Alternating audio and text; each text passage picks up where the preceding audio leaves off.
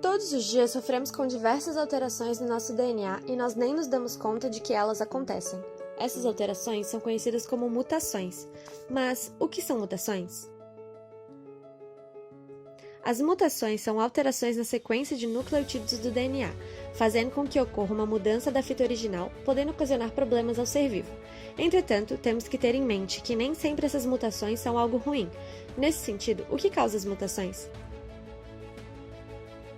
Diversos são os motivos que causam essas alterações. Dentre eles, podemos citar, por exemplo, a radiação, uso de químicos com efeitos mutagênicos ou até mesmo por erros na replicação do DNA. Cada uma dessas formas citadas induz uma mutação, mas existem mais de um tipo de mutação? Existem dois tipos principais de mutação, as induzidas e as espontâneas. As espontâneas ocorrem por erros na replicação ou simplesmente por trocas espontâneas. Já as induzidas ocorrem por fatores externos, ou seja, não fazem parte do corpo humano naturalmente, como a exposição pela radiação.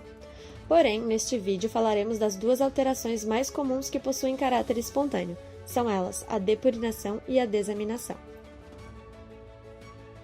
Depurinação é a perda espontânea de uma purina deixando um dos sítios vazios, conhecido como sítio apurínico. Na ausência de uma base na fita molde, qualquer base pode ser incorporada ao DNA no momento da replicação, gerando nesse momento uma mutação. Durante um dia, uma única célula pode sofrer até 18.000 depurinações, sendo grande parte delas corrigidas. Já a desaminação ocorre principalmente na citosina, que ao sofrer esse processo se torna uma base alterada, convertendo-se em uma uracila. Porém, essa mudança também pode ocorrer em outras bases.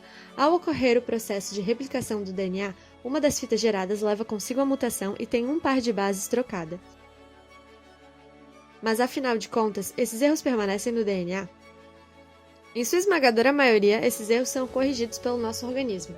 Vários fatores auxiliam nesse processo, até mesmo o fato do DNA ser composto por duas fitas que se complementam, ou seja, quando uma das fitas sofre alterações, a outra serve como molde para dizer ao nosso organismo como deveria ser a base.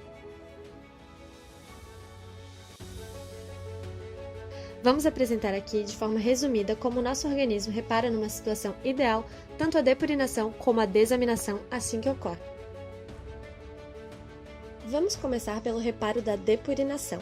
Esse processo é conhecido como reparo por excisão de nucleotídeos e é realizado por um complexo multienzimático que identifica a lesão e cliva a fita em dois pontos, um em cada lado do erro. Após a helicase agir, uma nuclease de excisão entra e cliva os dois pontos, gerando um intervalo de nucleotídeos. A partir desse ponto, a DNA polimerase e a DNA ligase reconstroem o intervalo retirado. Além disso, essa maquinaria também é capaz de reparar outros erros que ocorrem no DNA. Já o reparo da desaminação é conhecido como reparo por excisão de bases, no qual a DNA glicosilase identifica uma citosina desaminada e a remove. Após isso, a endonuclease AP irá agir juntamente com a fosfodiesterase, removendo a parte açúcar fosfato. A partir desse momento, a DNA polimerase e a DNA ligase restauram o local onde a base foi retirada. Uma curiosidade é que a endonuclease AP é capaz de identificar qualquer sítio no DNA na qual um açúcar esteja na ausência da base.